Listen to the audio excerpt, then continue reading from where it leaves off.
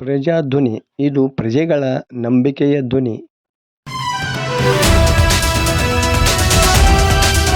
ಲಂಚಕೋರ ಅಧಿಕಾರಿ ಮುಖದ ಮೇಲೆ ನೋಟು ಎಸೆದ ಜನ. ಸಣ್ಣ ಸಣ್ಣ ಕೆಲಸಕ್ಕೂ ಸಾರ್ವಜನಿಕರಿಂದ ಹಣ ಕೇಳುತ್ತಿದ್ದ ಲಂಚಕೋರ ಅಧಿಕಾರಿ ಮೇಲೆ ಸಿಟ್ಟಿಗೆದ್ದ ಜನರು ನೋಟುಗಳನ್ನು ಎಸೆದು ಪ್ರತಿಭಟನೆ ನಡೆಸಿದ ಘಟನೆ ಗುಜರಾತ್ ರಾಜ್ಯದಲ್ಲಿ ಜರುಗಿದೆ.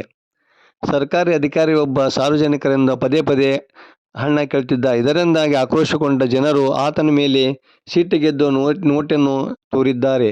ಈಗಲಾದರೂ ಸಹ ಸರ್ಕಾರಿ ಅಧಿಕಾರಿಗಳು ಸಾರ್ವಜನಿಕರ ಕೆಲಸಕ್ಕೆ ಮುಂದಾಗಬೇಕು. ಇಲ್ಲದಿದ್ದರೆ ಜನರೇ ಅವರಿಗೆ ಬುದ್ಧಿ ಕಲಿಸುವ ಸಮಯ ದೂರ ಇಲ್ಲ. ಈಗಲಾದರೂ ಸರ್ಕಾರ ಎಚ್ಚೆತ್ತುಕೊಂಡು ಇಂಥ ಅಧಿಕಾರಿಗಳನ್ನು ಕೆಲಸದಿಂದಲೇ ಕಿತ್ತು ಹಾಕಿದರೆ ಸಾರ್ವಜನಿಕರಿಗೆ ಮತ್ತಷ್ಟು ಒಳ್ಳೆಯದಾಗುತ್ತದೆ.